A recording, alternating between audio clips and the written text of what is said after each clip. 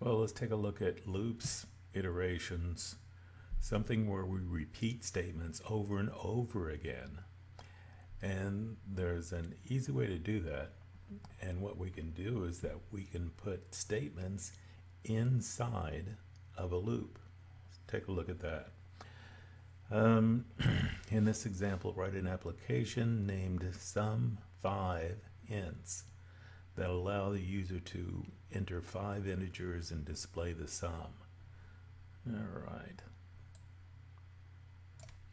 I'm going to copy this, and I'm going to first do this in Visual Studio. A little bit easier to do.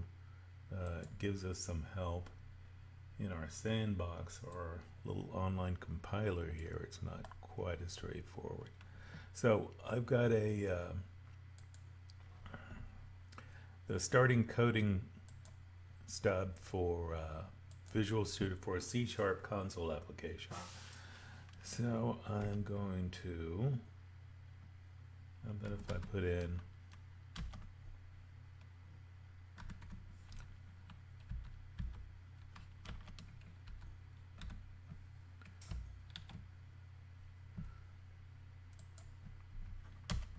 block comment.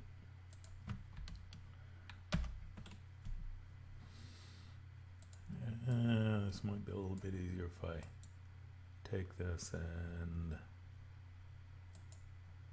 move this up a bit.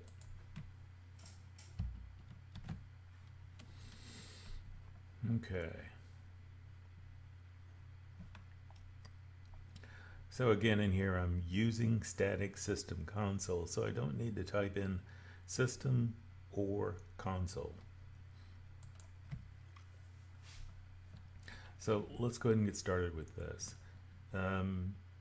Allows the user to enter 5 integers. So if we know how many times we're iterating through this loop, in this case 5, then we know that we want to use a for statement. And in Visual Studio, it's got a handy little tool that will let us, I'm going to create a for statement. I'm going to type in FOR and press the tab key twice, and it gives us a little for loop. Okay, and then I'm going to do just to test it out, I'm going to do a right line statement.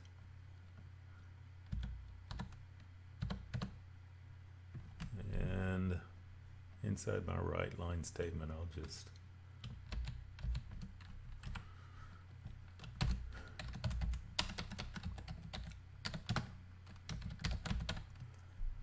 print this 5 times. So in my for statement, I'm going to create an integer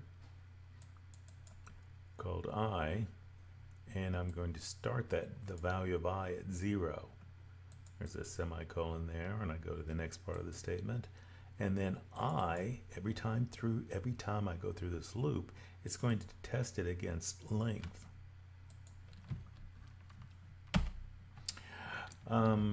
So let me create a integer called length, and not only create that, but I'm going to assign a value to it. Let's try 5. Okay. Oops. I've got this outside. I need to move this down a bit. So back up a little bit. So I have a namespace, and inside of my namespace I've got a class, and the default name for this class is program. I could rename this if I wanted to, but I'll leave it at the default name. And so inside of this class I've got a main method, and so I had placed my statement outside of my main method, I think it was, and so I didn't like that. So I need to put this code inside of my main method. So let me see, can I just repaste that? Okay, okay. So now I have a loop that says start at the value 0 and go until you are less than, while it is less than the length. And right now I've just assigned 5 to the length. Okay, so I'm going to run this. How about if I put in a console dot read line in here at the end of my loop. Now, do I want to put it so that it stops every time I iterate through the loop, or do I want to move this down outside of the loop? And I will select this and do the Alt down arrow and move this down outside the loop. Okay, so that way it won't pause every time I iterate through the loop. Now let's go ahead and try this. Debug and start debugging. Now this console read line, when I go back into my example, I'm going to leave this out, but for Visual Studio so that I can see the results, I'm going to go ahead and do this. And then debug, start debugging. And it builds and it prints hello world 1, 2, 3, 4, 5 times. Okay. So it went through the loop, it printed this out 5 times. What if we do this? How about if we pause this?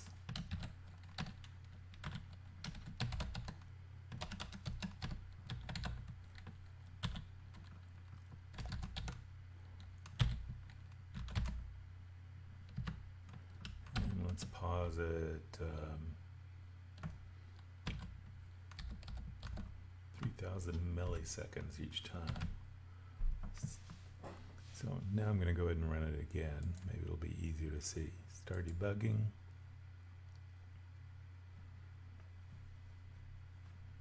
And now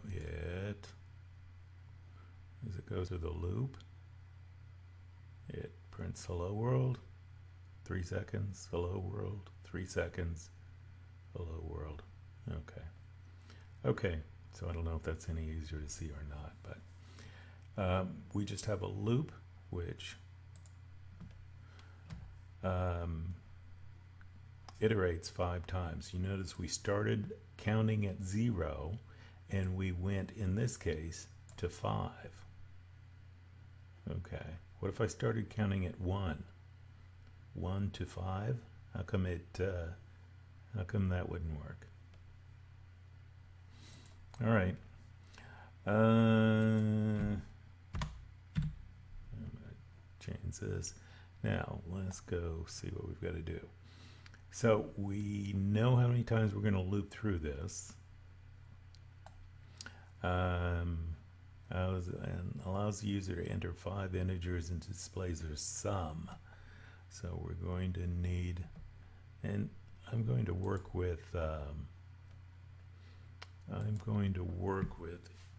integer values on this. So I'm going to create another one, and I'll call it sum. And I'm going to start sum out with the value 0. All right, let's see how that works. So each time through, what I'm going to do is ask the user for input, and to do that, before I go into my loop, I'm going to ask the user for input. Well, let's do it this way. First, I've got a green squiggly line under here, and what this is saying is that this variable that I've created, this integer variable that I've created and assigned 0 to, I'm not using it anywhere in the program, which is really handy if you've got a long program and you see this green squiggly line. It means that you're not using that in your program, so you need to go recheck your code. Another thing about a for loop is that here we're declaring an integer called I, and we're doing it inside of this, inside of our for loop. And there's something called scope, which means that I is only defined inside of this loop. What if I want to use I outside of the loop? Well, here's what I can do is that I can take I, it's going to give me some green squiggly lines, and I'm going to declare that here. Okay, so I've created I as an integer. So I've done it outside the loop. So now the scope of this, the value I, is not just this for loop, but the entire main method that I've got here. And I'm sure the book will go over this later. What's the other thing? Okay, let's go ahead and do this. So console write line. Instead of write line, I'm going to have it say write, and I'm going to have it say enter a number, put a space after it, and then I don't have to use consoles, and read line. So it's going to pause and read something in, but I need to read it into something. And so let's go back up here and create a string called input number. Okay. And so now I'm going to input the number into string. Now, you can't really add, subtract, divide a string. So one way or another, I'm going to need to, whatever you type in from the keyboard is read in as a string. So sooner or later, I'm going to have to create this, I'm going to have to make this a number. So I can either do it on the next line, or I can do it all in the same line. Let's do it that way. Let's do it, I'll put it all in the same line. So I'm going to change this from a string to an integer. Input number is now an integer, and now it says I cannot convert a string into an integer, so I'm going to need to convert this. And one of the ways to convert this is to use the convert dot and to integer. Okay, so I've got a bunch of choices here.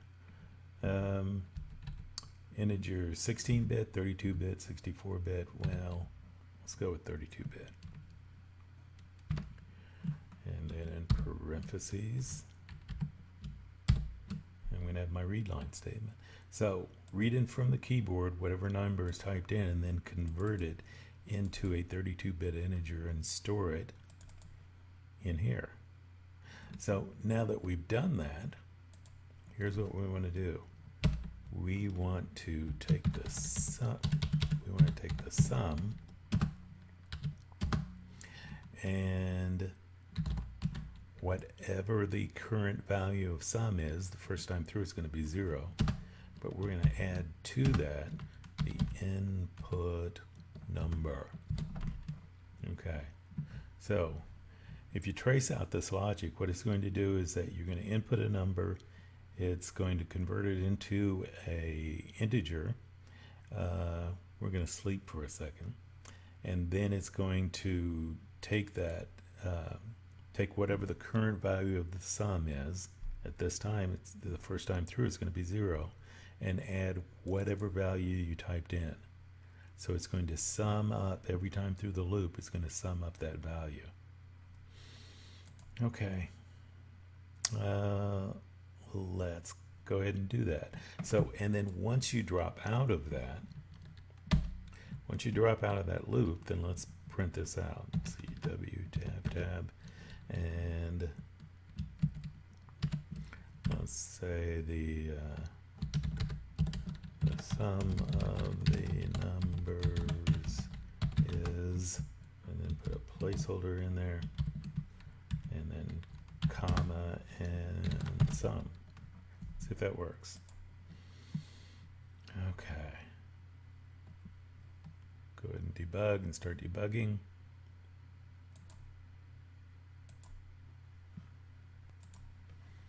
And enter a number in.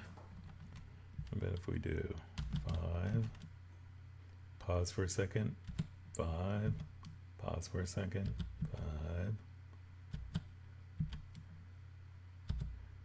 And what's 5 times? It's 25. So it looks like it's working okay.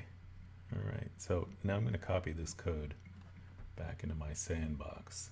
Now it looks like that's all that we wanted. Go ahead and close this, copy my code. I don't want this console read line in there, but I do want the rest of it. Control C for copy. And then let's go to the sandbox. Oops.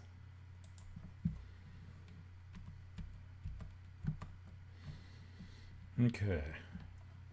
Allows the user to enter 5 integers and displays their sum. So if I get the proper number of, let's see, that matches and that matches. Let's see if this runs. Enter a number.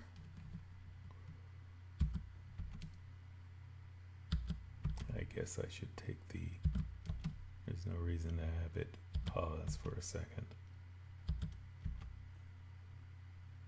All right. Let's see if it liked that okay. And take that out of there.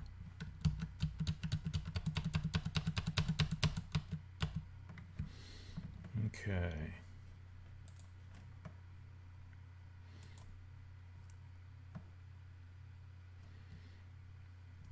Three out of 3 checks passed. Great work. Oh. Okay. So that looks like that worked okay. I'm going to go ahead and leave it there. And I guess I could submit this, but I'm going to go ahead and leave it there.